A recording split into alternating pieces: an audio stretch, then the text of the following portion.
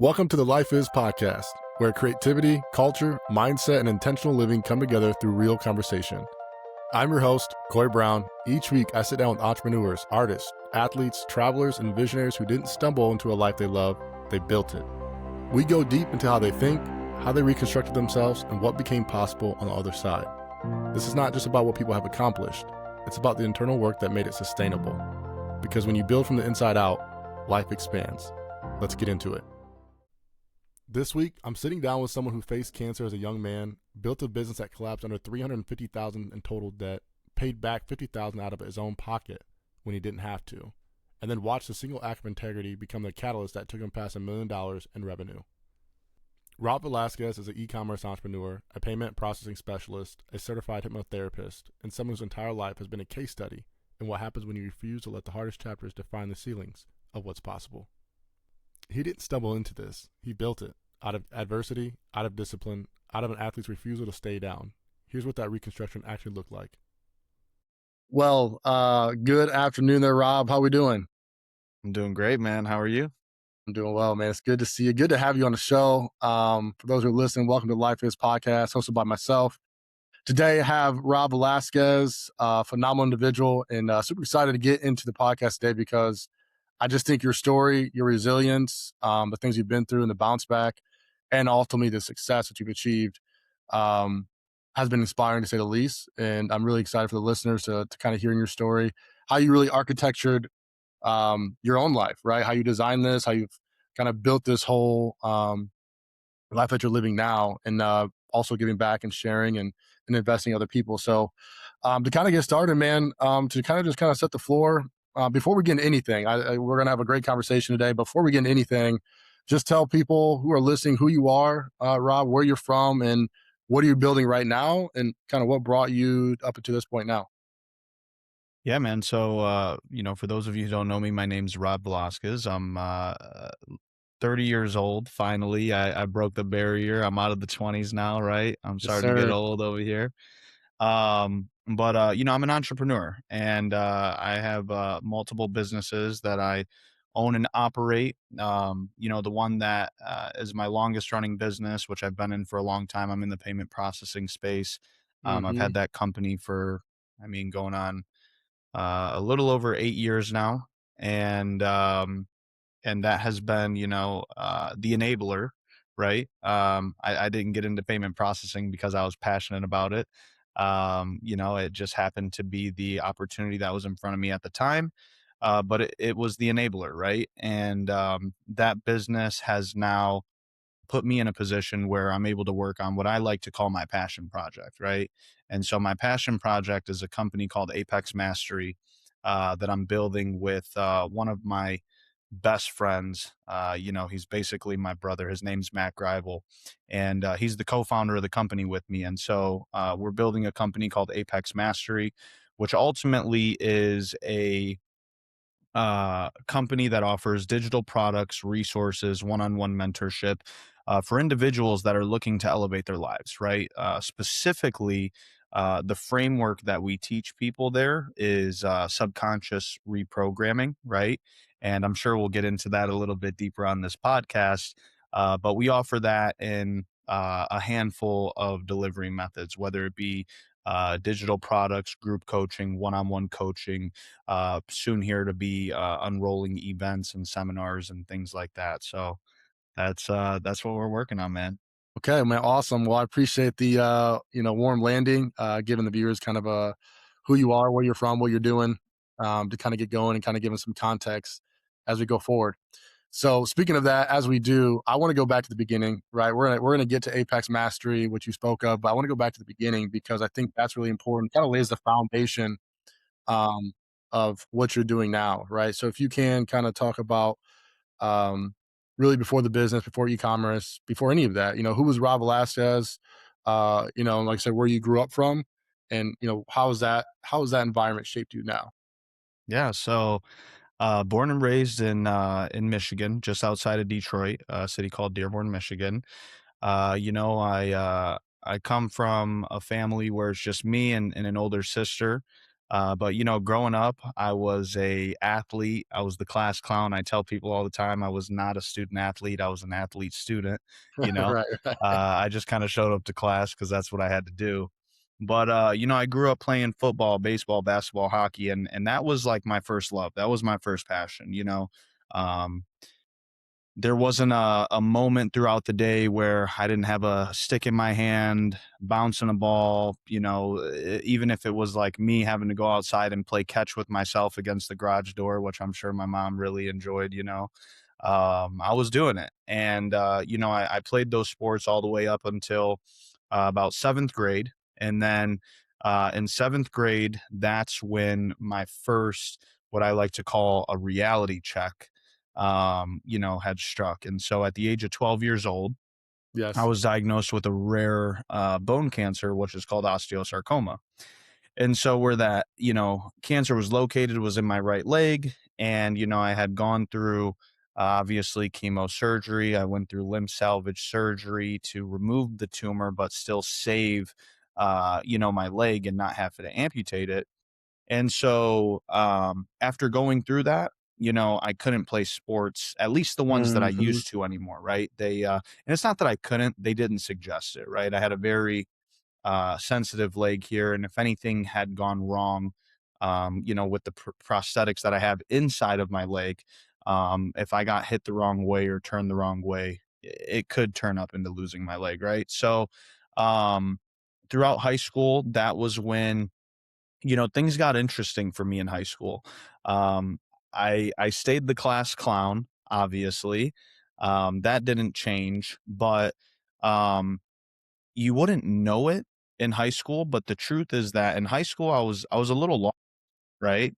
Um, Might hear some my kids in the background. oh no, you're good, you're good. I'm sure they're ready to party all the time, right? Um, but in high school, that was like, that was, I could say that I was lost a little bit. Yeah. I had a void and I didn't know how to fill it. And, thankfully I didn't like, go deep off the rails and turn into like, some, lunatic or like, go like depressed or drugs or anything like that. I actually found a way to fill that void when I was in high school. And, I found other ways to express myself. I actually did start playing golf my senior year. I was on the bowling team. And it's Okay, great bowling. now because hey, now that we're 30, everyone wants to play golf now, right? And so Very. I got a few year head start on everybody, which is nice.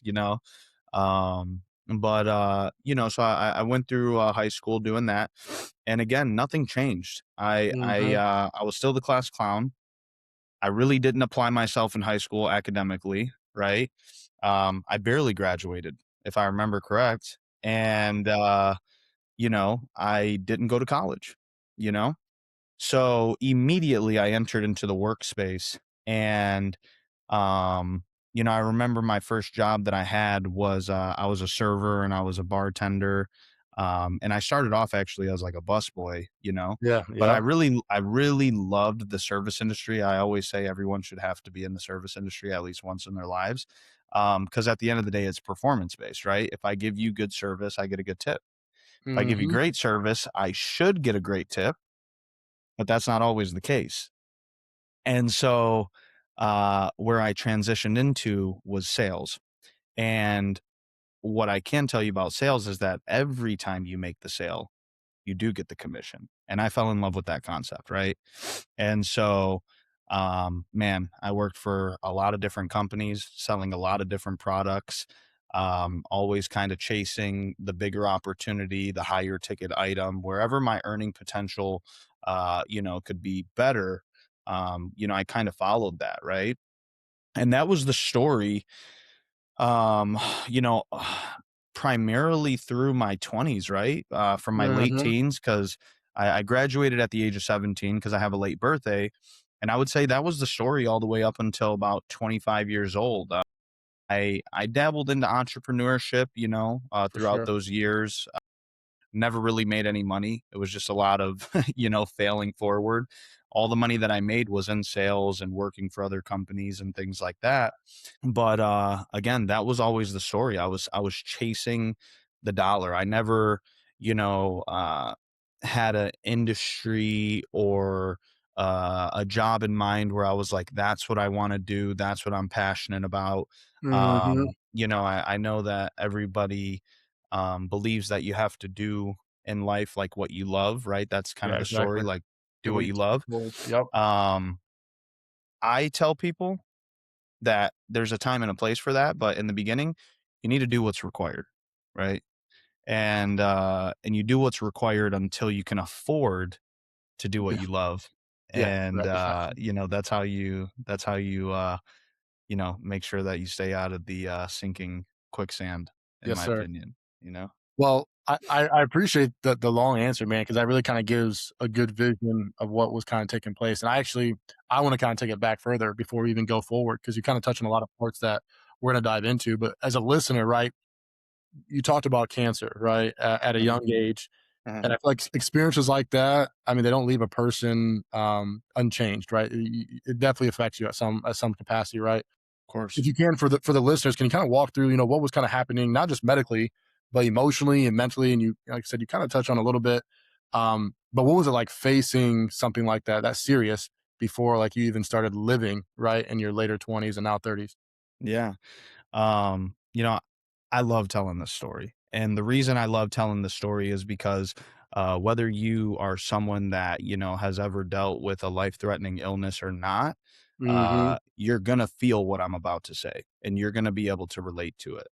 And so, the crazy thing is that when I was in the middle of what I was in, I didn't know any of the stuff that I know now, right? And that's, one of my favorite parts about life is that as I've grown older and as I've become more mature, I've learned that you can connect the dots backwards very, very easily to understand what decisions led to what outcomes, right? What Mm-hmm. actions led to what outcomes. Most importantly, what dominating thoughts led to what outcomes. And so, when I was going through um that time in my life, right? I didn't realize that I was operating um in a way that was going to save my life, believe it or not, right? Mm-hmm. And the reason that I tell this story is a very, very unique situation happened to me when I was sick at the time. So I got treated at Mott's Children's Hospital, which is in Ann Arbor, University of Michigan Mott's Children's Hospital. And at the time, they have a new children's hospital now where every child who's going through, oncology, so pediatric oncology, they all have their own room, right? But before, when I was there, it was floor number 7, that was pediatric oncology. And depending on your situation and your status and Alrighty. everything like that, kind of like how you were doing going through your treatment, you might or might not have a roommate. And so for me, the treatment that I was going through, it actually required me to be in the hospital 3 weeks out of every month for Wow. a little over a year, right? So I Mm. was I spent a lot of time Yeah. Geez. there. And so I would have roommates pretty often. And one roommate that I had more often than not was a kid by the name of Yost. And Yost was an Amish boy that was also from Michigan. And the really crazy part about Yost was that Yost, just like me, was 12 years old. Yost, just like me, was diagnosed with osteosarcoma. Yost, just like me, had a tumor right in his right tibia underneath his knee. We literally had the same exact cards dealt to us, right? And Wow. Yeah. furthermore, me and Yost had the same doctors, the same nurses, the same hospital. We had the same chemotherapy treatment. We had the same limb salvage surgery. We had the same post operation chemotherapy treatment. And our results were completely polar opposite. So After we had both went through 6 months of chemotherapy, because that's what the treatment was. You do 6 months of chemotherapy, then you do the surgery where they remove the tumor, then you do another 6 months of chemotherapy, and then, if all goes well, you're deemed in remission. So after 6 months, we both have the surgery, they come back and they give us our results. My tumor was 97% dead when they removed it, right? And yeah, good. Amazing. Yeah. Yost tumor was less than like 5% dead. Okay. After we had that limb salvage surgery, um, one thing that we had to do, because I'm gonna not get into the full details of it, but this is like a crazy extensive surgery. I had like a knee replacement at the age of 12 years old. I have part of my bone is not even real. I have rods that go into my femur, my tibia. It took me over a year and a half to just learn how to walk again, right? Yeah. But when you're going through physical therapy in the beginning, the number one thing that the surgeon harps on you is you have a 90-day window to obtain whatever range of motion that you're likely to have for the rest of your life. So the goal is to be able to extend your leg 0 degrees so it straightens out, and to be able to bend your leg 90 degrees so that you can have a pretty normal quality of life, right? Well, in that 90-day window, you can guess it. I had 0 degrees straight and I had 90 degrees bent. Yost's leg was bowed at about 35 degrees, just stuck like this. Couldn't straighten it, couldn't bend it anymore, and was like permanently like that, right? Yeah. And so then 6 months after, we both go ahead and have the post-op treatment and everything, and we're both deemed in remission, which is amazing, right? Yeah, success. Now, when you first finish the treatment, it was like every 3 months for the first year you come back, and then you go back every 6 months, and then for the next 2 years, and then it goes out to a year. And now I only go back like every 5 to 10 years or something like that. It's, whatever. Yeah. But so we're both deemed remission. We go back 3 months later, and obviously I ask about some of the kids on floor 7, right? How's everyone doing? How's this person doing? How's this person doing? Everyone's good, right? 3 months later, we come back. We're 6 months remission. I'm asking, how's this person doing? How's this person doing? They tell me that Yost had a relapse of the cancer had come back in his lungs. 3 months later, I come back, ask the same question, and I had found out that Yost had passed away. Jeez. And so, you have me, who I'm here. I'm 30 years old. This happened at the age of 12. And you have Yost, who, bless his soul, is no longer here with us, right? And the reason I tell you guys the story is because, this is the story of life. 2 people, same exact illness, same exact hospital, same doctors, same procedures, same practices, same everything, polar opposite results, right? And we see this in much less extreme areas. We see this with people who have the same degree.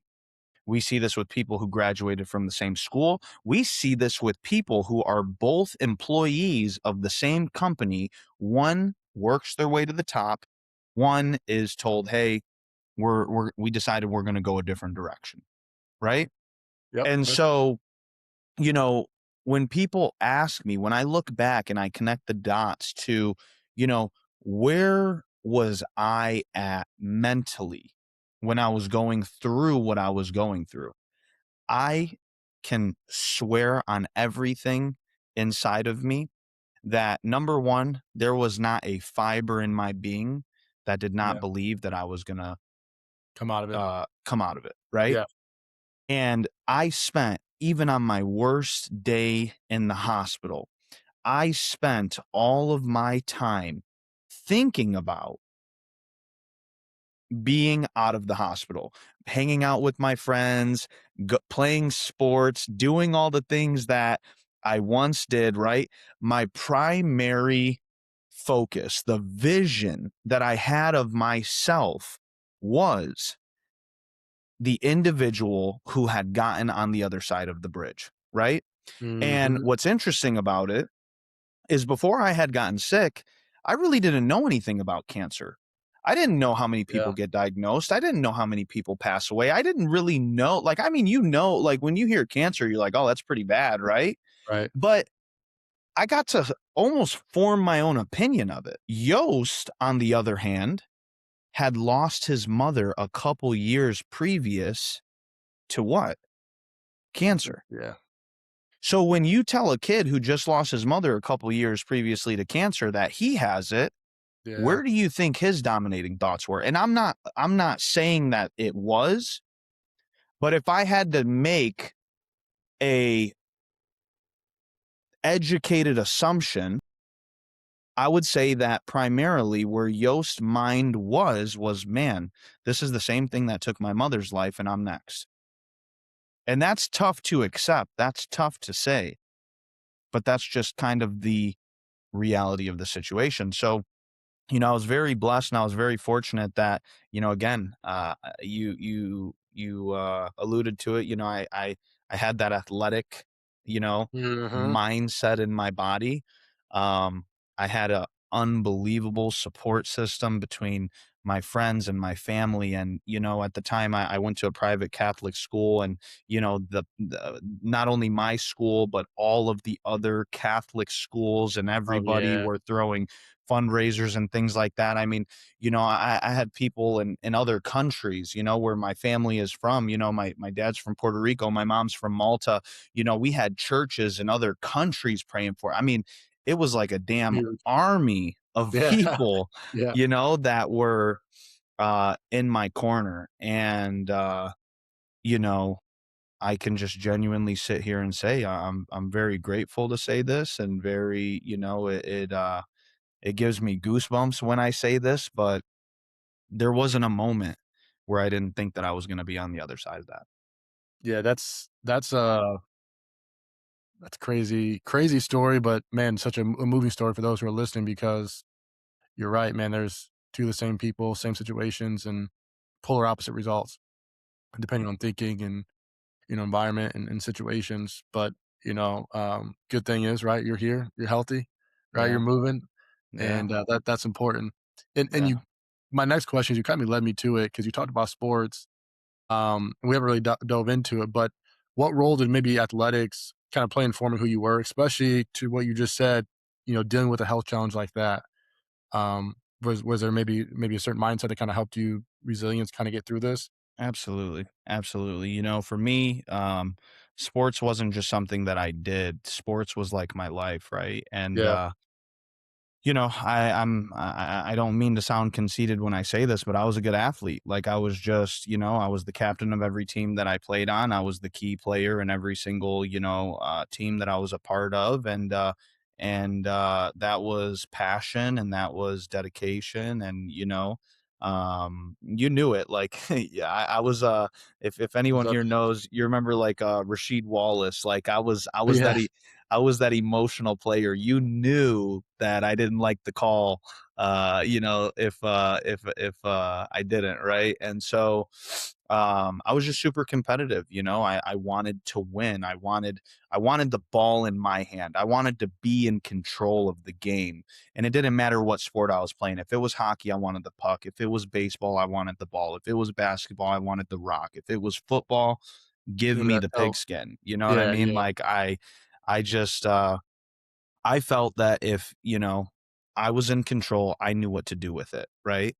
That's really good. And and I had the same mentality when I was playing in sports. And Mhm.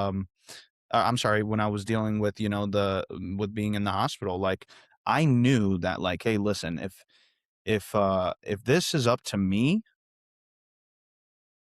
cancer doesn't stand a chance. It's a bad day to be cancer, right? And yeah, and again, as I mentioned, um I had a great team. I had a Yeah, great team. a My huge my support. support system was unbelievable, so I was very fortunate. Yeah. Yeah, awesome, man. Speaking of sports, man, was there and you're kinda speaking right, I'm laughing, right, because you said Rasheed Wallace, I was thinking more Draymond nowadays. Draymond too. Yeah, yeah, yeah. Right. But also too, a little bit of Kobe, right? You had this it factor, like you wanted the ball, you wanted the control, right, the last shot. Was there a moment in sports where you kind of recognize that maybe your mental toughness was a little bit different from people around you? Also, coincidentally, too, because you went through a health challenge like that through cancer that most people never go through, especially at a young age. Um, it kind of showed them how you competed, as you got older. Yeah, it definitely, it's interesting. I had already had that mentality like before I had gotten sick. I'd actually argue that after getting sick, Yeah. I was actually a little bit more chill. Like with the sports Mm, that I played with bowling in high school and golf in high school and stuff like that. Don't get me wrong, I wanted to win, right? Um, but I also had this sort of like grace to me a little bit where I'm like, um, it ain't that serious, right? Like right. I've dealt with more serious stuff. So if anything, it actually made me a little bit more um calmer when it came to sports and stuff like that, right? Plus, I guess just like I know like I know my physical ability, right? And I also know my physical limitations and everything like that. And so I wasn't gonna put myself in a position where I was gonna jeopardize like Mhm. things like that. And I say that, but actually I did. I put myself in a position. So I told you it took me about a year and a half to learn how to walk. It was the summer going into my sophomore year of high school. I decided I was going to show up for a basketball camp and play basketball, and that was definitely one of the sports I wasn't supposed to be playing. And, here I am going up for a rebound against a guy that's way bigger than me. And what did I do? I fell, my leg folded underneath me, and I told you it was a very extensive surgery. There was like this muscle flap that was connected to my above my knee, and that snapped. And so I had to actually have another Another. surgery just to get that redone. So I definitely calmed down since then. Yeah, yeah, Um, but no, it was crazy. I was definitely more and again, the sports that I played, changed and everything. But like had I came out, I'll put it to you this way, had I, just went through like the treatment and I never had surgery and like my leg was just like, normal, like how it was before, and I came back, oh my gosh, like I would have been you might be in the you might be in the league right now. there's no doubt in my You mind. might be in There's the no league. at least D1, no doubt, Yeah. no doubt. Yeah. Oh, yeah, I But, love it. I've really taken that mentality more towards business, business is a sport in my opinion, For and sure. that's the It's a way that game. I look at it. Yeah, it's a It's a game. game, yeah. So as we're moving forward here, man, we're gonna obviously talk about your workforce, right? So, went through, right, cancer, young age, athletics, high school. As Yeah, you said, you were the class clown, a young man trying to find his way, right? yeah, Um, you actually didn't end up going to college, right? Which some people don't, which is especially, more common, I would say, nowadays than ever. sure. And you decided to go in the workforce first. What kind of drove that decision, and what did it feel like at that time? Well, bless my parents' heart, but I come from a blue collar family, being born and raised in Michigan. Mhm. A lot of people my age, their family worked for the automotive industry. So, Yeah, yeah, plus my parents are both like first generation, born here in America, to immigrant parents. And so, as much as I'm sure they would have liked me to go to college, they didn't necessarily enforce it. Plus I just, listen, I think everyone knew that there was something about me that, mm, degree or not, like I was gonna make it. you're gonna find And a way. and also we knew like I had the gift of gab, right? Like it was gonna be sales always, right? That was gonna be my thing. And so, like I said, I started off in the service industry, but quickly found myself in sales. My introduction to entrepreneurship is what I call it, was the network marketing industry. And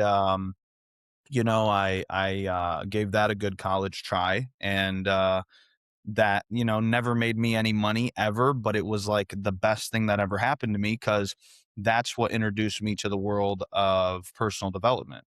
And so, man, when I was in school, I hadn't read a book since Johnny Appleseed. And now, you're sitting here and I have a library behind me and I've delved into every single one of these books, and I love studying now. I love learning. I love, uh, you know, uh, taking in, digesting, and reflecting on information all the time, right? Um, and so, yeah, I got into sales, man, and I did it all. I mean, I did B2C, I did B2B, I did door to door sales for a while. Hmm. And then and all different industries, the fitness industry, the telecom industry, the service industry, transportation, marketing. Even now, like with what I do, being in the payment space, I'm still selling. I'm the owner of Sure. the company. I'm closing deals every day, with Apex Mastery. I oversee all of the sales, right? Like when we have clients that want to learn about what we do, guess what we got to do? We got to educate them, right? We got to sell. And so um and even outside of that, like I don't think people realize it, but we're always selling, right? And Right. when you walk into a restaurant and you ask for a booth and they're like, we don't have any available, the sale starts right there, right? Like, I Yeah. can't sit at no On the clock. regular table. You gotta give me a booth, Yeah. Yeah. Yeah. uh and even before you get to the restaurant, you gotta sell whoever you're going to dinner with on why we should go eat at the place I want to go eat at versus the Hmm. place you want to go eat at, right? What Yep. about that warm bread? What about the wet wipe that they give you? Like whatever it is, right? You have to be constantly selling yourself, right? And and so I was very fortunate, very, very fortunate to have gotten into that very early, um, build the mentality that I did, have kind of the rhino skin that I have, Hmm. be someone that can, handle objections, uh, take a no and turn it into a yes, take a no and be okay with it, right? Yeah, that's huge. Um, Sales really has given me a mentality that, it really helps you operate through life. Yeah. Well, you're good because I know you have a pretty extensive, history and track record through sales. You kind of went from the gym to, like you said, B2B, um, Mhm. B2C, right? And then Right. also door to door. Now, we spoke offline for those who are listening, right? You built a really, real great experience through logistics Yeah. and, eventually moved into training and leadership. Yeah.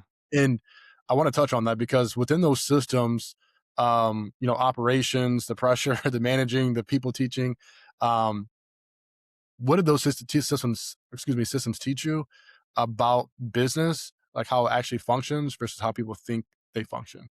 Yeah. It's a great question. And yeah, so I got lucky, right? So, I started working for this when I started working for this company, I was like the 35th employee, right? Mm. And Yep. within 3 years, the company grew to 200 plus employees, became a bicontinental business, literally operating in the US and in Europe. And later, just a couple years, it was in 2024 actually, the owner sold the company for a very Probably significant handsome. exit. Yeah. Yeah, very, Yeah. very significant, right? We're talking nine-figure deals, right? And, when I started working for that company, I was 21 years old. Okay. And by the age of 23, I was the director of sales development for the entire company.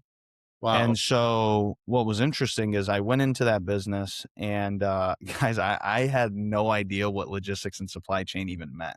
I say this and everyone thinks I'm joking when I say it. I'm dead honest when I say this. By time I made my first sales call, I still didn't even 100% understand what we did at the company, right? Because we were a brokerage. So we Yeah. weren't producing commodities and we didn't own any assets. We didn't make any Right. commodities. We were just brokering the deal. So I got it, but I didn't really understand everything that we did, all the nuances to it and whatever, right? So, safe to say, like, here I am talking to decision makers and I'm trying to like get them to do business with us. And I have no idea what's even going on. Right. Yeah. Um, and guess what? I still closed deals. I closed so many deals and I onboarded. So what my job was to do there is, I would cold call, um, not carriers. So the business was broken up into carriers, which was, people who dealt with trucking companies, and then the customer side, which was, we dealt with the businesses that are shipping products, right? And so what I would do is I would cold call companies. I'd identify the shipping director, whoever makes the decisions for shipping, and I would convince them to allow us to facilitate just one load. That's Mm-hmm. it, right? Just one load.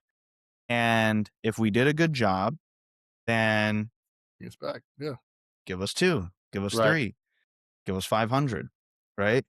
And so, I was bringing in new customers, at a faster rate than anybody in the company. And so what they did, and mind you, it was like my sole purpose. Like I was, Right. that was the goal of my position. Um, but then what they did was they started hiring more younger guys, right? People who were just graduating college or people who, were younger and green to the space. And so they would come in, and then eventually it got to the point to where I was managing those people, right? And Mm-hmm. then it was funny because the guy who trained me, right, at the time, and had conducted my interview and like trained me at the time, he asked me, he said, in a year, where do you want to be? And I told him, I said, in a year, I want your job. Yeah. I'll be in your seat. And that happened actually. And he moved up, obviously. And so I moved up and I took his position. But, you know, that was, um, that was such an amazing position for me because what it really taught me was systems, Mm, processes, structure, organization, responsibility, right? It was no longer about just going out there and producing for my own book of business. I had to take a sense of responsibility in other people's success. And what I loved about it was, obviously the company had structured it in a way where, I had performance bonuses that right. were based off of, the way that these guys perform. And that was really, really great because, one of the cardinal things in network marketing, and I know you know this saying, but, build the people and the people build the business, right? Yep. Well, that Yep. doesn't just apply in network marketing, that applies in every business in the world. And so I really, took that approach where I invested all of my time and all of my energy into, these guys. Um, and helped them get their book of business going. And, that's been something that I think was probably one of the most, beneficial things that I took away from that company and from that opportunity, especially as now I'm in a position where I'm building my own companies, you know. Um, when you're a startup, you're it's very tough to hire good talent, right? Like unless you're $1 million company, right? You're not hiring people that are like subject matter experts. You're hiring people that were like me that have don't they're going to make their first phone call and they don't even know what their company does, Yep. right? But and willing. you have to, invest that time, invest that energy into them. You have to nurture them. You have to give them a safe space to grow. And I'm just very fortunate that I had that opportunity because, it's something that has come with me on the journey, to where I am now. Yeah. Yeah, absolutely, man. And you're kind of leading me right to my next questions. You're just walking me right through them because, Come on. like you said, right, you stepped into leadership, right, which is awesome. Like you found some success from 21 to 23. You Right. started training other people, right, teaching them, developing them, influencing how they performed.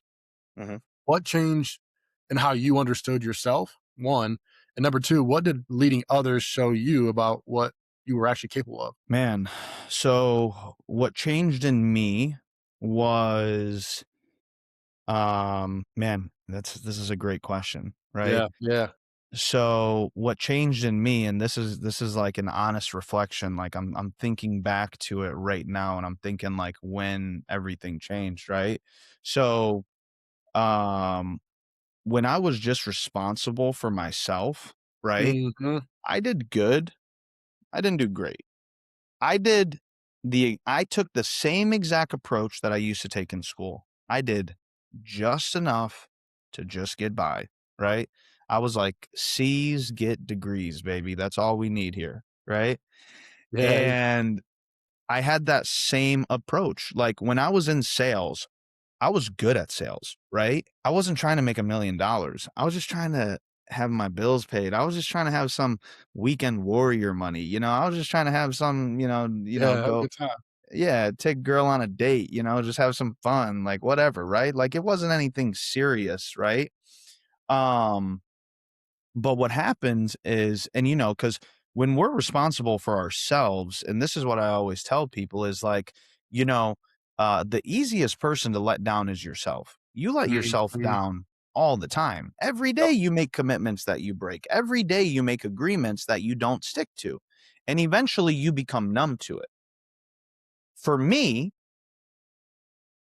I hated letting other people down more than anything in the world, and that actually stemmed back from when I was an athlete, right? When Mhm. I took the shot, if I didn't make it, that hurt, not because I missed the Miss shot, yeah. but because we lost the game, right?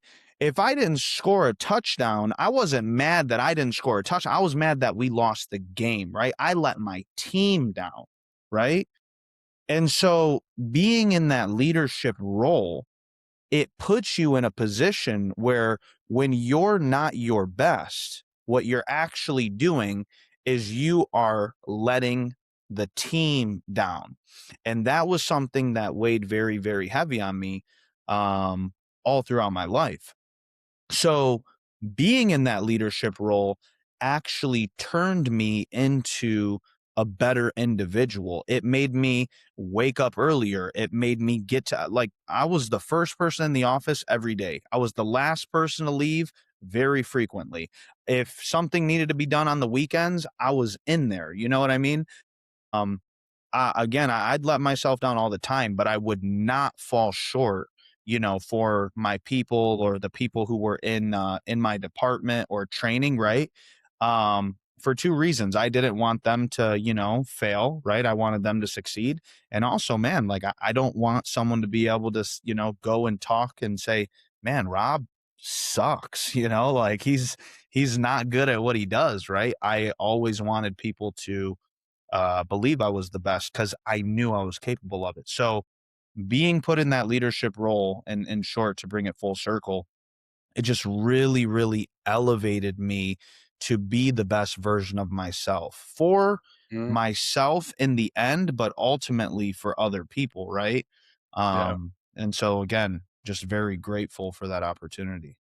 Yeah, you touched on an important part, Rob, because I think there is a good, in my opinion, a philosophy, and I think it holds true to what you're saying is like you want to be great, and I think when the responsibility is on other people, right, you want to rise to tide, right? You want to do good because if you're like effective, you come 100% every day. That's ultimately going to help other people, right? In that village or in that workforce, you're gonna inadvertently help them become better. Mhm, If you're better. mhm. So I think that's an important thing for I think any manager or CEO or anyone who's leading people is like Yeah. if I come prepared, my people are going to see that they're going to want, and hopefully my actions are going to rise And the if tide. not, right? Like if I show up and I give 100 and they don't succeed, at that point, at least I can go to sleep knowing it's not on me, Exactly. Yeah, right? exactly. It's on them. Yeah. So yeah, definitely. I want to kind of transition here, right? So you're at what was the company's name that you were at the logistics? It was called RPM Freight Okay, so you're at Services. RPM Yeah. Freight, and Mhm. as you're at the leadership, right? You're doing well. At what point, maybe in the back of your mind, were you thinking about building something else, right? Not building someone else's structure, right? And what was maybe that internal signal that said like, "Mm, this is not enough. There's more out there." So when I first started at RPM, and mind you, leading up to this job at RPM, I was always, like I said, I always had jobs, but I was always doing something extra on the side. Let it be network marketing or learning how to trade or learning how to do e-commerce or drop shipping or just something, right? Like once I got introduced to entrepreneurship, like, it never stopped. The thing is just that I was never really an entrepreneur. I was always a wantrepreneur. Like, it sounded sexy, but like I Yeah. said, I was really good at letting myself down. Like, I never committed fully to anything. I never, got these grand results from anything that I did until I worked for this company and was a part of such a stimulated, quick, aggressive growth that Mhm. it finally changed my self-image, right? And then from there, I would say the first like 2 years, because I was there for 3 years. So the first 2 years, even like 2.5 years, um, I never thought about doing anything else. I Mm. was growing Yeah. so fast, there was no reason to go anywhere else, right? Like, and I had such a good relationship. And like, when I tell you, I had 4 pay raises in my first year at that company. You know, Jeez. in 2 years, I had like 3 title changes, 4 pay raises. At the age of I was 23 years old, and I was making like 200 grand a year, no That's degree or right. whatever. Like, I was loving it. Why So there stop? was no reason to go. What happened is, when we became a bicontinental business, so we were operating in Europe, and the owner had, came to me and said, "Hey, listen, I have a unique opportunity for you." I said, "All right, I'm all ears. What's up?" And he said, "What do you think about, moving to Europe and helping build out the sales team in Europe?" And, you know, in Rob fashion, I said, When do we go? When Yeah, do we let's go? do it. Like, when are we flying? When are we going?" And so, I did that. I was doing that. I was building it out. I was spending 2 weeks out of every month in Europe and coming back home, through this like transitional period. And my one-way flight to Europe, I'll never forget this. My one-way flight to Europe was on March 15th, 2020. And so the week leading up to that, I was down in Daytona with my dad. We had a tradition where we would go down to Bike Week every year. And so we were down in Daytona for Bike Week, and we flew back from Bike Week on March 12th, 2020. And within 72 hours, the entire world shut down. Mhm. COVID happened. And then Yeah. what that led to was, I was still working with the European office, but I was Mhm. doing it remotely via Zoom. So I was starting my days here in Michigan at 3 a.m. Eastern, and my day was over by like 1 p.m. Eastern. And until I went to bed at, whatever, 9 o'clock to wake up and do it all over again, Right. I had this open time that I never had before. That's when I started dabbling into wanting to do something else and, wanting to make something else happen. And then the opportunity had presented itself, where I got into the e-commerce payment processing space. And, Mhm. once I got into there, as time goes on, you just keep asking questions and you keep figuring things out. And, an opportunity came to move out to Los Angeles, and I took that opportunity. And then, I ended up coming back from LA, and, was still just, involved with this business and That's this right. model, slowly but surely growing it. But I had officially left RPM in August of 2020. So from Mm. March to August is when I was doing like the remote work and everything. And, I was like, screw it at this point. And this was where it was very interesting, right? As I was making amazing money, there was still probably room for growth, right? As But a something just flipped in me where I said, I want more, right? And I ultimately made a decision in my head, when I seen an opportunity here, um, I said, if I got to take a pay cut to start, in Mhm. order to, like, be affiliated with a company and people who were doing extremely well, and I could potentially be at their level. I'm all Yeah, for it, you yeah, know? And everyone thought I was crazy. Everyone thought, my mom was like, please don't quit your job. What are you talking about? yeah, Like, again, 23 years old, and a position that most 23-year-olds would kill to be in. And yeah, I don't know how to explain it, but I thought that there was something more out there, and I ended up being right. yeah, man. Sometimes you gotta trust the intuition. And it's crazy you say COVID, man. It's almost the day. What's the day? It's March 17th as we're recording this. Is it? Yeah. 6 years ago, right? I Yeah. mean, almost to the day, which is crazy. You're about to go on a flight, go across the world, and life stops, right? The Yeah. world stops. So speaking of your merchant business, right? Because you get into this niche, right? Yeah. I'm gonna give you the opportunity to kind of explain what it is and how you kind of fell into that field. Um, so if you can, walk us through like kind of that merchant service, kind of payment processing to what Yeah. you're doing now specifically on, I think you said on, as we spoke offline, like high risk merchants. And Yep. for someone who's never heard of this, right, in their entire life, what is it? And I guess why or what does it Yeah. encompass? So I'll make it, very simple to understand. But in order to understand my business, you have to understand the payment processing industry, and the payment processing industry is very simple to understand. Obviously, when businesses are providing a service or a product, one of the methods of payments that all businesses want to be able to accept are credit cards and debit cards, right? American Express, Visa, Mastercard, and so a lot of people don't know this, but when you tap, swipe, or insert that card at a gas station, at a restaurant, at a doctor's office, wherever you are, right? Um, that credit card machine is not Mhm. by the business; it's owned by a payment processor, right? And so, um, that's the space that I ended up getting in because, what I learned was when you sign up a business for, a payment processing account, you're making money on that account every single month. Every time that they process payments, you're making money, obviously. So, the difference was that, there's two different types of merchants, which merchant is a business owner. There's Okay. low risk merchants and there's high risk merchants. And so, I happen to find myself in this niche where I'm dealing with high risk merchants, right? Online e-commerce businesses that are doing tons and tons and tons of revenue, but they're capped on how much they can process. And so I have Hmm. a solution that I'm able to provide them that allows them to scale their monthly processing capabilities. And I have just built great relationships with great people in that space. And it's been, like I said, it's been 8 years that I've been in the space.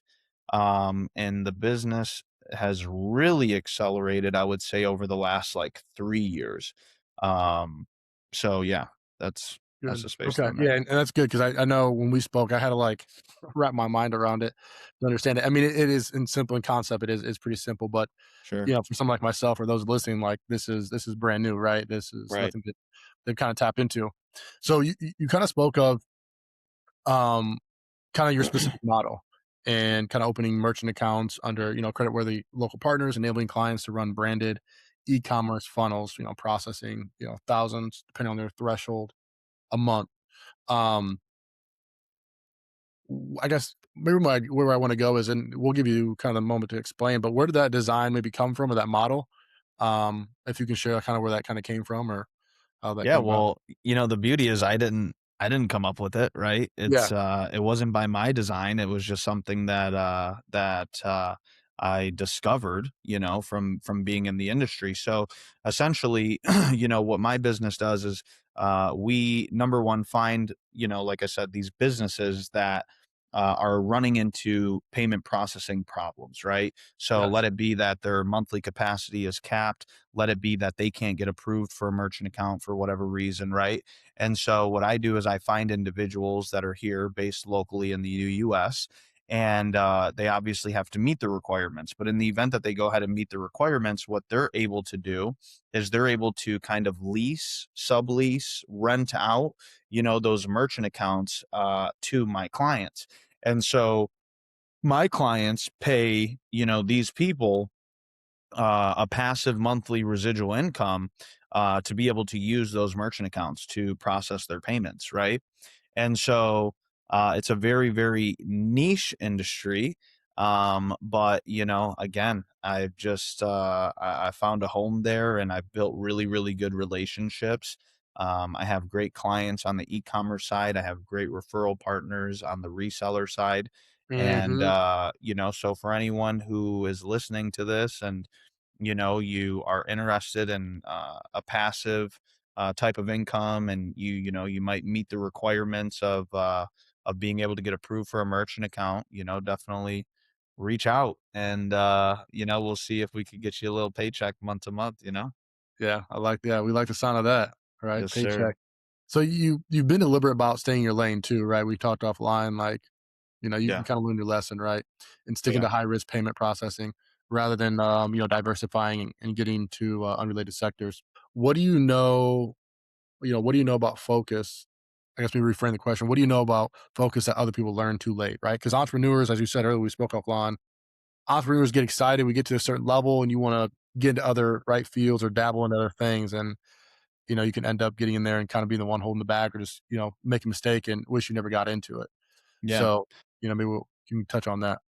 Sure. So, it's funny. When we were younger, we used to hear all the time that like millionaires diversify their income. And now I think, with the internet, enough people have heard like, oh, that's a lie. Millionaires don't diversify their income to become millionaires. They become millionaires first and then they diversify their income, right? But even beyond all that, when I was at RPM, right? Again, the first time that I really experienced accelerated growth in my life, I had explained to you that for the first, 2.5 years, I did nothing but RPM, right? Like there was no side ventures, there was no side projects, there was no side hustles, there was no opportunities, right? Then what ended up happening is, started my own business and was doing good. And again, had an experience where hyper focused and hyper growth. And then, when things had taken a turn, and I had kind of went backwards in my business because of just like some bad deals and stuff like that. um when you're trying to scramble and and make magic happen, That's uh, right. what did I start doing? I'm starting to, okay, let me try and make some money here. Let me try and make some money here. Let me, scrum up all this different stuff and everything. And again, a scattered approach, it breeds scattered results, right? Mhm. And I kind of stopped and I paused and I looked back and I said, okay, you know what? Every time that I just lock in and lean into one thing and one thing only, it prints, right? Like it does great. My relationships grow, my business grows, my revenue grows, opportunity comes out of thin air left and right. And that's exactly what happened.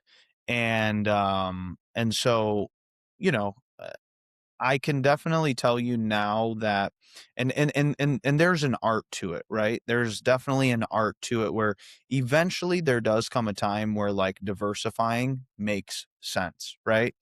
But I can guarantee you that there's someone here who's listening to this podcast, and they're in an industry or they have a job or they're in a position where they're doing pretty good, right? Mhm. But they really want more, okay? And they believe that the way to get more is to do more, right? Uh, have a side hustle, have this, have that. The truth is that when you are a subject matter expert in a certain field, certain industry, certain position, Mhm. if you would just lean in to that position more and find ways to optimize that position, that's where the additional results that you want are going to come from. Because what people don't understand is that, your you're changing direction, right? Like starting something new. Yep. There's a learning curve before there's ever an earning curve, right? And so, if you've been in this certain role that you're in for 6 months and you start something new, guess what? It's going to take at least 6 months before you're at the level of conscious or unconscious competence, right? Where you currently are right now, right? And I try, and this is where, like, we'll talk about it when we get into Apex Mastery, but like, dude, it's not an industry change. It's not a job change. It's not a opportunity change. It is simply an identity change that Yeah. is You ever notice how sometimes you know exactly what you want to do, where you want to go, but something inside keeps pulling you back? It's not strategy, it's not effort, it's not even fear. It's the patterns running underneath everything. The beliefs you didn't choose, the loops you inherited, the internal static between who you are and who you're becoming. I created something for that. It's called the Coherence Diagnostic, a free assessment designed to show you exactly where those patterns are and what's possible when you shift them. Whether you're an athlete chasing flow or an entrepreneur building from vision, this diagnostic reveals the subconscious filters shaping your decisions, your confidence, your next move. It's free, it's deep, and it's in the show notes. Take it, see your patterns, and let's talk about what comes next. Because life is art in motion, and you deserve to create from coherence, not chaos. required for you to, get to that next level.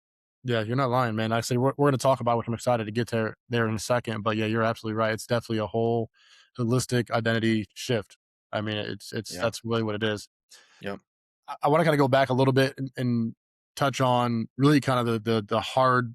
I guess I would say this is the hard part of the podcast, right? Because you experienced some loss, right? And I'll give you the floor once again to kind of share if you want to go in detail. If not, understand. But you experienced a significant loss in business, right, with the e-commerce, and you had to pay a debt, or not debt, but a personal debt, right, tied Sure. to the payment processing relationship that kind of went sour. Right. Um, and I guess before you got there, I guess, take us there, like, how did you get out of it? And what were Yeah. you building, or what happened, if you can share? And if not, once again, we understand, but kind of take the viewer there as you kind of bounce back from this loss. Yeah, well, I don't have to get like super into detail about it, but essentially with the line of work that I'm in, right? In the event that something goes south with the payment processing account, um, someone has to be held responsible for it, right? Mm-hmm. And in this line of business, it's supposed to be the merchant, it's supposed to be the business owner, right? However, the fact that I was responsible, and again, this goes back to what I said earlier on the podcast, right? If it was me, I wouldn't care. But I was responsible for a individual who got involved with this opportunity and had an outstanding debt with a processor that was tied to their name. I'm not going to let them go down like that. That's just not the way that I'm wired. That's just not the way that I operate. So, you know, it was my personal mission to go ahead and to pay, that debt back. And it was a significant amount of money, right? Mm-hmm. And so I did that. And also at the same time of me doing that, my business had completely went to zero because I had to take into consideration who I was doing business with because, they were the ones that were responsible for, Yeah, um, situation. the situation exactly. Yeah. And so, what was interesting is the way that it all worked out and where this kind of accelerated growth had all come from was the processor that I paid back the money to eventually came back, I think like a month later, or a couple months later. And I'm like, I'm drowning, right? I'm like breathing through a straw underwater, bro. and, uh, they said, hey, listen, you did the most stand-up thing that, we've ever experienced. Most people, Mhm. in this industry definitely wouldn't, do what you did. We wanna work with you. We want you to be our preferred partner for people that are looking for, the services that you provide. And we think that we can set it up in a way where, you protect our interests and we protect your interests. And so, um, it started off a little bit slow, but over time, it had accelerated growth because we gave it that accelerated focus, right? So, again, it was a situation where doing the right thing, even though that it had, you know, um at the time put me in a worse position, right? Um it ended up coming back full circle, not tenfold, not a hundredfold, but a millionfold, as you know, because Yeah. you Yeah. know, we had done a little over $1 million in revenue, Mm. in a single year. And that was more than enough money to clear the debts. That was more than enough money to, um, make life good again, Yeah. right? Be comfortable. And yeah, and be a little bit more than comfortable, and now we're continuing to scale, and again, it's just it's interesting the way that things work out. But when you have this mentality of, and this is, again, it's a I everything that we're ever going to talk about, I'm always going to go back to mindset, because strategy is interchangeable, industry is interchangeable, all the other stuff, the logistics of it is always interchangeable. But what I think just is something that people really need to understand is the most precedent part is the mindset, right? The mentality that goes into this. So, for me, it was like, dude, I just, it seemed to be bad, Yeah. but I just knew some way, somehow, I just knew that it was gonna work out in my favor. It was ultimately gonna work out to my advantage. And, again, that comes from, obviously, this has been rooted in me since the age of 12, Yeah. but even beyond that, that's why I'm so grateful for the personal development industry and the books that I've read and the audios that I've listened to and the seminars that I've gone to and the mentors that I've paid, to work with me. Because, again, when you understand that life doesn't happen to you, it happens for you. um that's when things become magical, but if you do believe that life happens to you and not for you, then that's what will be true. You will miss opportunities. You will walk past open doors. You will sabotage your own success every single time. Yeah. You start narrowing down the possibilities of what could be great for you, and, Always. you start seeing those more often, right? That's where Yeah. your focus goes. Yeah. So, obviously, you go from a huge loss, right, to a $1 million comeback, right? You make 1 million in revenue. What did that reversal, right, do to your relationship with, like, risk, failure, and your own resilience? Like, I guess, what do you know now that you didn't know before, that ever happened in kind of that season of your life? Yeah, that's a great question. I think now more than ever, I legitimately feel a little bit immortal, you know? I I definitely feel like, at this point there's literally nothing that I can't do because, it was a very, and not to get too into detail, but like it was a very, very low point, Um I had, like, just moved out of state to Florida and, like, quadrupled my expenses. There was a lot going on, and it was a interesting time. I don't wanna say it was a bad time because it wasn't. It was an interesting time. Mhm. It was a challenging time, but, after coming back from that, like, I genuinely am like, "Man, there's not anything that I cannot overcome." Physically, mentally, health-wise, financially, like, I've had my, I've had to fight the fight in damn near every arena, Yeah. and, it has worked out, and so, um you know, confidence through the roof. Sure. Risk analysis definitely much higher, now. Yeah, yeah. Definitely careful with decisions and things like People. that, right? Yeah, people, companies, decisions, vet things out, understand things a lot better, and you know, uh, do things a little bit more strict and structured, Mhm. versus like just handshake agreements and taking everyone's word for it. Yeah. um, Yeah. That's good. I mean, I just wanted to kinda touch on I wanted to and you kinda answered one of my questions too, because I wanted to know, like, beyond your recovery plan, right? You're trying to think, like, "What the hell am I gonna do?" I You touched on it already, but, like, what was your psychological and emotional well-being, right? It sounds like it was difficult, right? You were going through some stuff. It was Yeah, interesting. It wasn't bad, yeah, it was but like, I look, I'm not gonna sit here and be like, dude, I wasn't waking up and like chanting affirmations into the mirror. Like, it was a grind.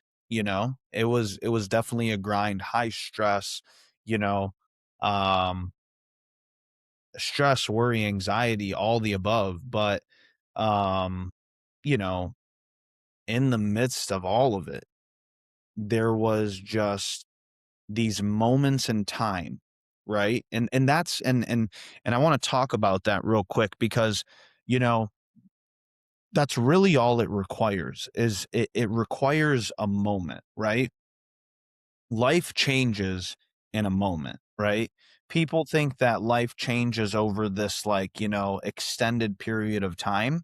It doesn't. It changes instantaneously in a moment, right? If you get a phone call from a loved one and they tell you something happened to someone in your family, life changes instantly. If your boss calls you and tells you that you're fired, life changes instantly. If your boss calls you and tells you you're promoted, life changes instantly. If you decide to quit your job, life changes instantly. If you decide to get a divorce, life changes instantly. If you decide to get married, life changes instantly. Find out that your partner's pregnant, life changes instantly. Life is a matter of moments, right?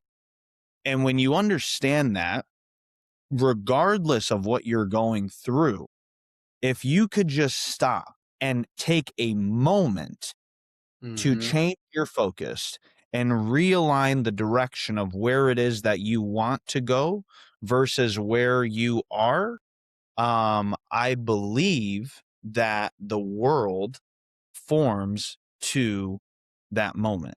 I really Yeah, do, right? yeah, And so, um, that's really what it was all about, just you know, bust my ass and get through the stress, but take moments every day throughout the day to just make sure that you're centered and focused on, the destination that you want to be versus, the one that you don't. Definitely. yeah. I mean, honestly, man, I just as a friend, I think anyone can kinda take that word of advice and line of Yeah. thinking to recalibrate in a sense, right? To be in Yep. that moment, have some patience, center yourself, ground yourself, whatever language you wanna use, and not saying you're ignoring the current situation, you're just not giving it the attention, right? And, pointing you the direction of where you wanna go, like you said, pointing to the star that you wanna go in. Yeah. So There was a video that I saw, and um it's a clip from like a Shia LaBeouf yeah, yeah. interview. Yeah, And yeah. he says, I know I might not be okay today or I might not be okay tomorrow, but I know that in the end I'll be okay. Mhm. And if I'm not okay, it's not the end. And I just remember I used to tell myself that all the time. I used to say, hey, in the end, everything's going to be all right. And if it's not all right, then that just means it's not the end, you know? And just keep pushing, you know? Yeah, keep using that axe against the tree. Keep chiseling That's it. away. Yep. So as we get to the back end, right, we're gonna talk about kind of what you got into now, Yep. certified hypnotherapist. Yes. If I'm saying that correct, right? You kind of went through some extensive training, right? 12 weeks. You were studying. You actually reached out to a hypnotherapist you've seen. Yep. Um, and I'll let you kind of explain that. But what made you want to go into maybe this deep science, if you will, or how the mind actually works? What kind of got you to that choice? So, interestingly enough, I was going through a point in my life where I had just kind of, wanted more. So, again, I'm an open mind, and I'm an open soul when it comes to like Hmm. these modalities. And it was interesting. I didn't know anything about hypnosis when I actually got involved in it. The only thing that I knew about hypnosis was that um you get hypnotized and allegedly you're barking like a dog or quacking like a duck, right? Yeah, yeah. And so when I heard it, it was interesting. So the gentleman that I actually ended up hiring to be my hypnotherapist and who later certified me, I had followed him for like months, right? And had been seeing the stuff and everything. And yeah, it was just one day I was in the office and I was like, fuck it. Like I'm just gonna get on a call and I'm just gonna see what, they gotta All say. about. And Yeah. yeah, let's see what it's all about. And so I get on this discovery call, and what we did was kind of like a little hypnosis session. And really all it was like a guided meditation, Hmm. visualization of things. And this was nothing that I was new to because, all the information that we study with personal development, meditation wasn't new to me. Visualization wasn't new to me. Goal setting wasn't new to me. None of this stuff was new to me, right? Even affirmations and understanding how to say things and repeating it and essentially like going into the quantum is what we call it, right? Getting Hmm. into this state of trance and then visualizing charging that emotion and everything like that. Again, none of this stuff was new to me. Now, had I experienced it under the framework of hypnosis? No, I hadn't yet, right? And the guy just had the credibility. He had hypnotized some professional athletes, a couple UFC fighters. He was on the Joe Rogan podcast, and I'm like, clearly he's got to be good at what he does, right? And I remember, when I got on the discovery call, the lady's like, "So you got two options. You could work with Dom, or you could work with one of his certified hypnotherapists." And I was just like, bro, if I'm gonna do this, like I One of the want to be sort. the best. Yeah. I'm working with the best. You know what I mean? Yeah. I'm going straight to the source. And so I did. I invested $10,000 to work with him one on one. Right. And at the time, I did the work and I had gotten hypnotized for a certain goal. And people are gonna think this is absolutely crazy, but literally within 60 days of doing the sessions, I had hit my goal. Right. And looking back at it now, I just wish I would have set a freaking bigger goal, right? Yeah. To get hypnotized for. But it worked. And so then a few months later or whatever, he had thrown an event in person, and it came included with the package that I had invested in. So I go to Vegas, I go to the event, and he's I don't know what day it was in the event, but he's like, if and he said it just like this. He goes, "If you knew what I knew, would you do what I do?" I was the first person to get up out of my chair and run to the back of the room to sign up. Like, So that's I me. was like, absolutely, Yeah. 100%, because at the time I had a different business, which was called Mindset Skill Set Paycheck. And I was already coaching and mentoring people, Mm. on Napoleon Hill, Kevin Trudeau, Neville Goddard, these different books, Yeah. Yeah. all that good stuff. And so I was like, man, like, if this was just like another feather that I had in my cap, right? If this was something that I can bring, I'm already mentoring people. If I had a way that I could offer this service too, just in addition, it's better, right? Nah. It Yeah. makes my offer that much better. And so I signed up for the certification program. I went through the certification program, and after that, I started offering, one-on-one sessions to people. And then that's when Matt and I had came together. And again, just he's someone who is a master of the basics. He's someone who has quite literally, built his entire life around this information, like I have. And where we really found this excitement was that, again, Matt and me, we grew up together, and so we got introduced to personal development at the same time. He took the information and went a completely different direction than I did. He went this way, I went this way, but when we both went this way, we both went this way, right? And so it was like, okay, we have the proof. Like, Yeah. Yep. the information works regardless of what like industry you're in, what company you work for, whatever. Cause you got to realize, like, we were living the same lives. We were both making excellent money, for our ages. We were flying private. We were staying in luxurious places. We were experiencing the lives that we desired to experience, right? And that's what most people aren't doing, unfortunately, right? So yeah, we came together and it was an absolute no-brainer. But the hypnosis side of things just, really became another layer of information, that is super powerful in people's transformative experience. Yeah. Can you also touch too, and I appreciate you sharing that too, Rob. Can you also touch on, like, as you said, most people think you're gonna get up on stage and get controlled or told what to do, right? Can you kind of tell people, like, Yeah, what actually is going on the level of the brain or nervous system, of and course. what it does to someone who possibly is trying to change, deeply ingrained habits and beliefs. Yeah. So without getting too deep into the details, it's actually funny. A lot of people want me to explain what hypnosis is, and it's a lot easier to explain what hypnosis is not, right? So, um, hypnosis is not you being asleep, right? Hypnosis is not you being weak minded or being gullible. Mhm. Contrary to popular belief, hypnosis is not you being controlled by somebody at all.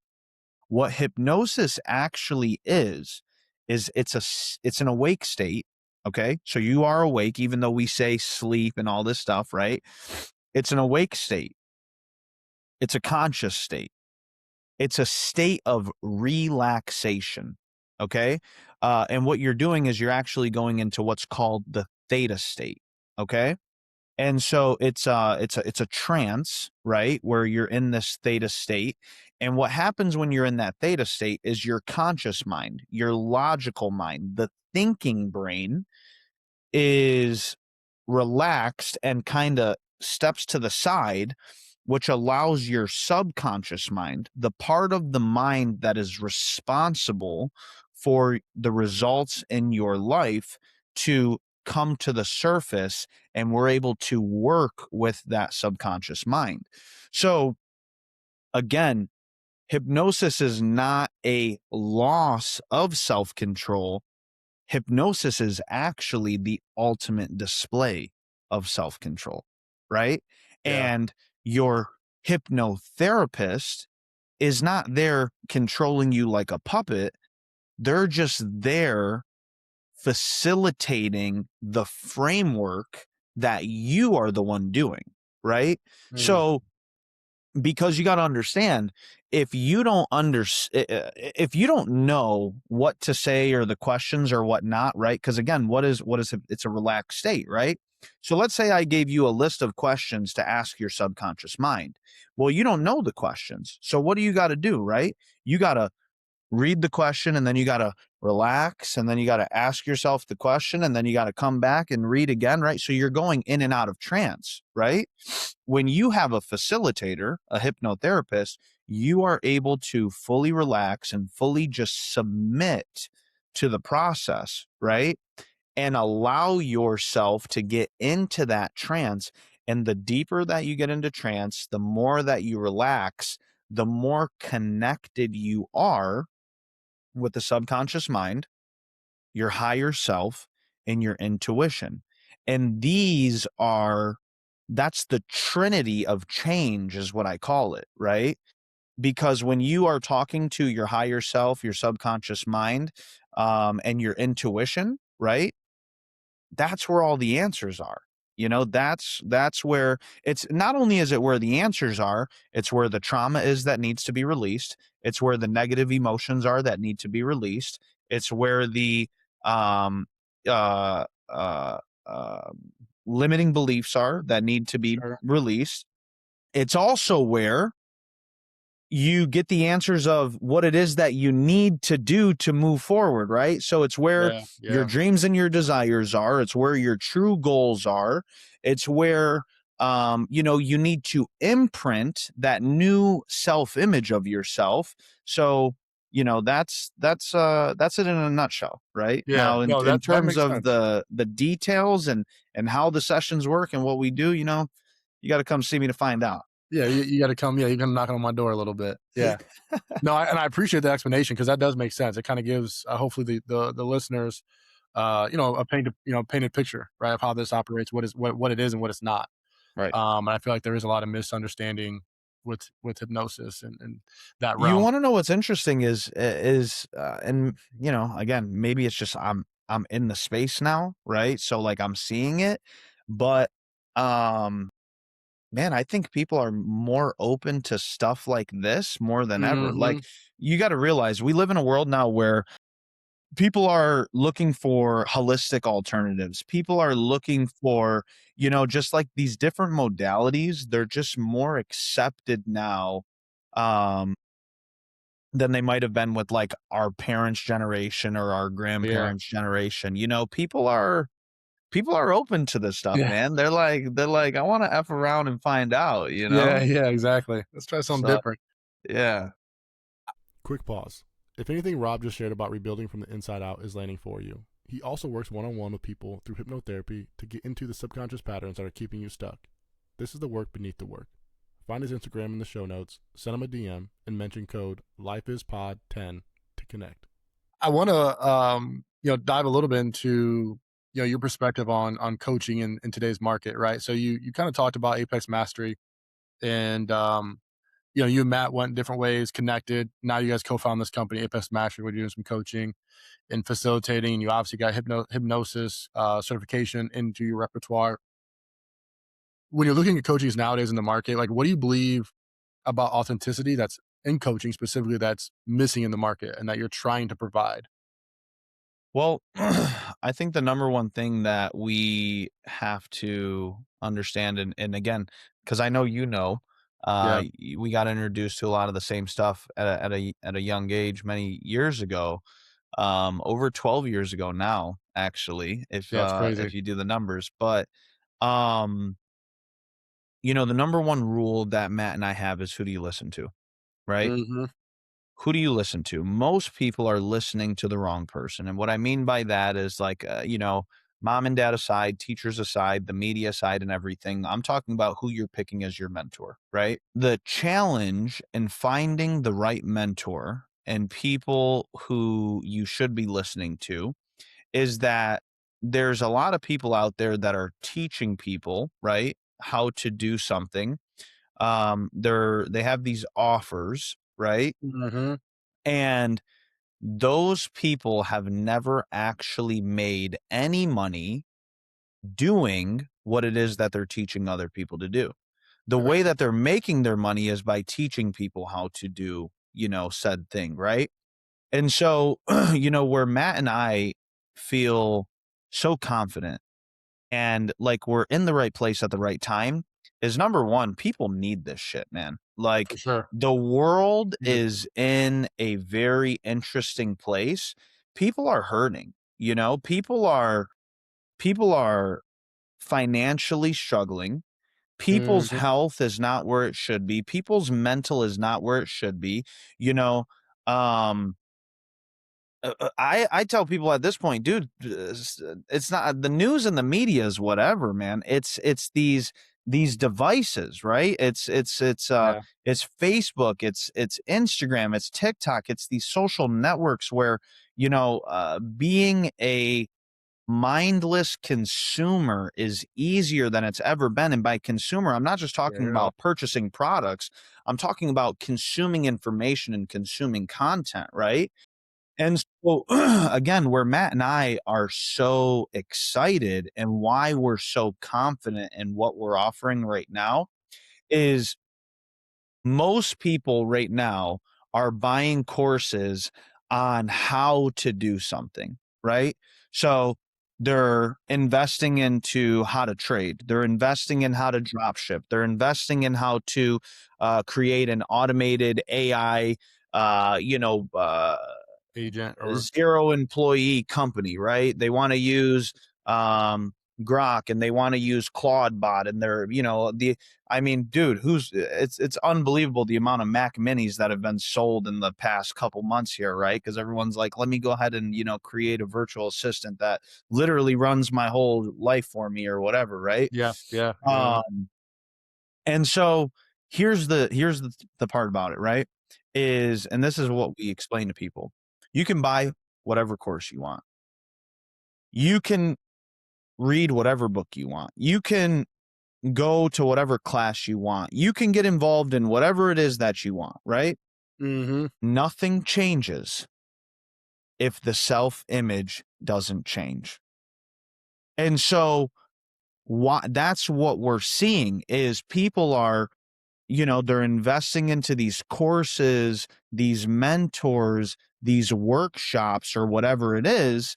And guess what happens is they make no money. They get no results because it's not about the industry or the information. It's about the self-image. And that's what we help people reprogram is their self-image. So, listen, if you want to be a trader, that's awesome. Like you should find someone who is successful at trading and can mentor you at trading. I can't mentor you at trading.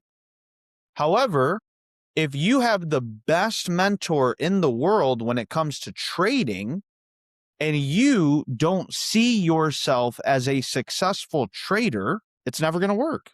You're never going to turn a profit, right? You could hire the best drop shipping coach. You could hire the best AI coach. You could hire the best any coach. You could buy the best program in the world. You can learn from the guy that's made the most money in any industry. But if you don't change the way that you view yourself or what you believe to be true for yourself, nothing changes. Yeah. Yep. You know, as you say that, I'm like, in simple terms, you got to change the picture, right? You got to crumble up the paper and create a new canvas, right? A new Correct. right to be changed. So I want to wrap up here, right? As we've kind of gone through the whole podcast, right? You've been through, awesome, career, but you went through cancer, right? As a young person, you built a business, had to pay back a substantial amount of money that you didn't have to pay, right? But you scaled over $1 million, right? You bounced back, you scale over $1 million. Now you're in coaching, right? You're at this coaching company and brand. You're in hypnosis, right? Tapping to the human mind. When you look at that entire right arc, what do you know now about what a person is actually capable of that you could have not known before you lived it? I mean, man, what I think that a person is capable of now that I wouldn't have known before I lived it. Number one is just literally overcoming any adversity, right? Like that's the first and foremost. Like it doesn't matter it don't matter how bad it seems. It don't matter how far behind you are. It don't matter how deep the hole you're in. You can always get yourself not only back to square, but you can get yourself ahead, right? That's number one. And number two is that life could Mm-hmm. and should be everything that you want. You know, I have this conversation with my fiance a lot because we're trying we are in a world full of decisions and options and you could do this or you could do that. But see, that's the word that I am trying to help people remove from their vocabulary is or, right? I believe that we live in an and world, not an or world. You don't have to do this or do that. You could do this and you could do that. Now, there might be different seasons of Mhm. that, and it might take time to get there, right? It's not all instantaneous. But if you just, don't give up and keep moving forward and hold that picture in your mind, right? Um, literally anything is possible, you know? Those are good. So I hope those are listening, man. I think those are, I mean, valuable. They're real. Like you said, you lived it. So it's Yeah. true. It's Yeah. worked out. For Yeah. someone who's listening, right? This is a really important question I want to give to you. And for those who are listening, right? So for someone who's listening, might be in the middle of financial collapse, right? Something you've been through, or even a personal loss, and wondering, what the hell, or do I even have what it takes to come back? What would you say to that person? You know, it's it's simple. Yeah, I'd be like, yeah, like you already have it, doofus. Like we know Mhm. that. Like everyone's capable of it. For me, it's energy flows where your focus goes, right? And so you have to get to a point to where you stop focusing on the situation Mhm. as is, right? Um, because based on all the evidence, it seems like you're never going to get out of it, right? But if that's where you stay, if that's where you focus on, like nothing changes, right? Again, it has to be a change in the self image. It has to be a change in the belief. It has to be a change in where the focus is going. And so, you know, for those people, like you can't sit there and dwell on the situation as it is. You Mhm. need to focus on where it is that you want the situation to end up, you know? A lot of people don't understand it, man, but like what's keeping them where they are in life is literally just themselves, you know? They are, and I know that sounds like so simple and so cliche, but like that's the point, right? Like you're your own worst enemy. You are your own ceiling. Like you're holding yourself back, right? And so how do you change that? How do you become your greatest asset? How do you become, someone who gets the results that they want? Well, it's by again just changing that focus, right? And it's easier said than done. I get it, you know. Um, but that's where learning principles and learning certain things that you can do, right? Um, it makes that easier, right? Like, for example, it's imagine you're playing a video game, right? The video game is a lot easier to beat if you have the cheat codes to the game, right? Yeah. And that's what we have at Apex Mastery. We have identified what the cheat codes are. We've made them very, very easy, not only for people to understand, but to implement, Yeah. right? It's important. And so if people go ahead and implement those cheat codes, they will 100% of the time end up coming out on top. They will win the game, right? And we've seen it time and time again.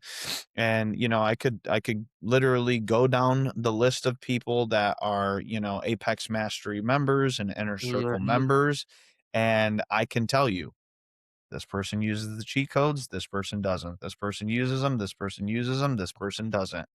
And, again, I just feel that, it's interesting, right? If I went ahead and this is what I would tell people is whatever your situation is right now, right? Mhm. If I went ahead and said, like, let's say you're in a bad spot right now, Coy, and I said, you know what, Coy? All right, I'm like, what's the deal? Right? What's going on? And you're like, all right, da da da da da. I'm like, all right, look, I'm gonna take care of it for you, right? I'm gonna pay the debt. I'm gonna pay the medical bills. I'm gonna buy the new car. I'm gonna buy Mhm. the new house for you, right? Like Yeah. whatever the case is, right? Hey, I got a guy right now, you're in between jobs, you just lost your job. Guess what? I got a guy, he's gonna hire you, right? If I told you that right now and I gave you my word and certainty, like, hey, don't worry, I got it. How would you feel? Yeah, you'd be like, "Come on." Like, that's one reassuring, I'm ready to go all in, right? You're like, "Hey, you got the cheat codes. You have this way, this path." That's the feeling that people need to anchor.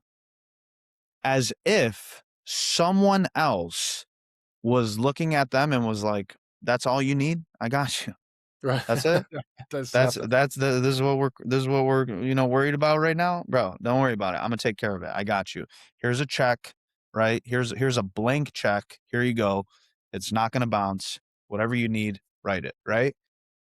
If people felt that way as they were navigating through their challenge, they would not only get out of their challenge, they would get out of it faster than they could ever imagine, and they would get ahead to a place that they never even thought was possible. Yeah.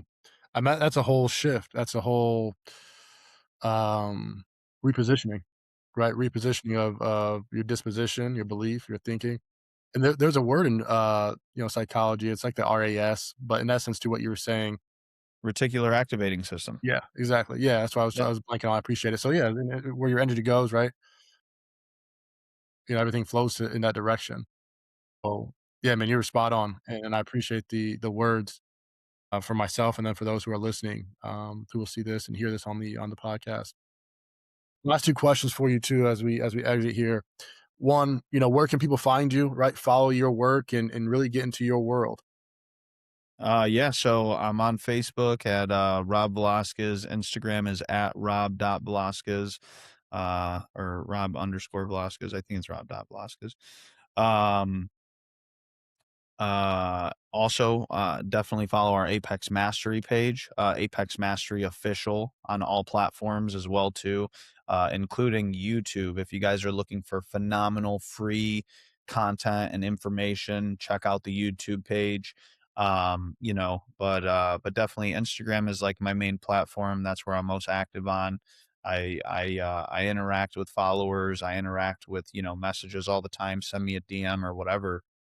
Would love to connect with some of your listeners for sure. Okay, awesome, man. Well, you guys heard it. We'll put those in the show notes too. So I'll make sure we have links to those to your YouTube, your Instagram, and Facebook as well. So those who are, like I said, listening, want to connect with you, get involved in your world, and like I said, potentially join the Apex Mastery. Yeah.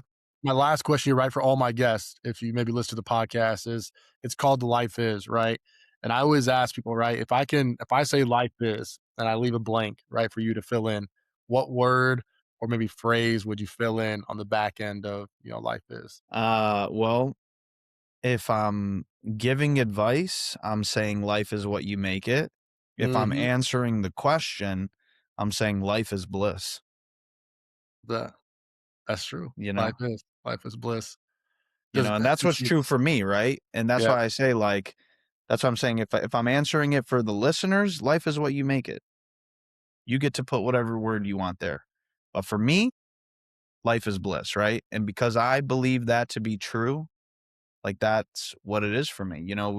We had that conversation, previous to the podcast, and, you had kind of asked me, you're like, "What would you say, like, what season are you in right now?" Right? Like, where do you feel like you are with life? And I just told you, I was like, "Man, like, life is just simple for me right now," you know? yeah, yeah, I Like, remember.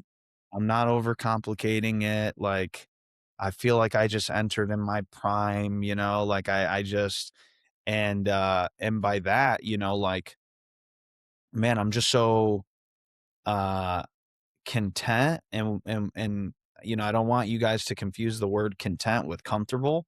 I Exactly. I I never, sit in a place of comfort, but I'm content with knowing where I'm at. I'm content with knowing where I'm going. I'm content with knowing what I bring to the table. I'm content with the relationships that I have in my life. I'm content with the decisions that I'm making. I'm content with, again, just everything that I'm doing. Um, there's this blissful piece to it, and yeah. That's that's a good way to put it. That's a good way to wrap the bow on the end of this and exit the show. Yeah. So, once again, man, I want to say, man, thank you. I appreciate you getting on here. Though for those who are listening and got to hear your story, hear really the path that you went through, where you're at, and really, I think the core focal point is just the mindset, right? The belief system, to see the way, to see the good, and understand that life can be better, and it can be better. So, other than that, Rob, man, I appreciate it. Thank you for joining Life Is Podcast. And from here, man, I'll let you get back to a blissful life. I appreciate it, man. Thank you. Thank you for the invitation. Thank you for giving, a platform to speak on, and bringing people who, this podcast could potentially, help their situation and everything. So, I appreciate it. It was long overdue, and Yes, I'm sir. glad we got to get it done. Yes, sir, man. Well, hey, you take care. All right, brother. You too. What Rob showed us today is that integrity is not just a moral value. It is a business strategy. And more than that, it is an identity anchor. When he paid back $50,000 he was not legally required to pay, he was not just doing the right thing. He was declaring who he was. And the world responded to that declaration in ways he could not have predicted. That is not luck. That is coherence. The alignment between who you say you are and what you do when it costs you something, that is the most powerful thing a person can build. Everything Rob has created since that moment has been a downstream of that one decision. That's a wrap on today's episode of the Life Is Podcast. If something in this conversation landed for you, a shift in perspective, a reminder, or something you needed to hear, don't let it stay there. Take it with you. Put it to work.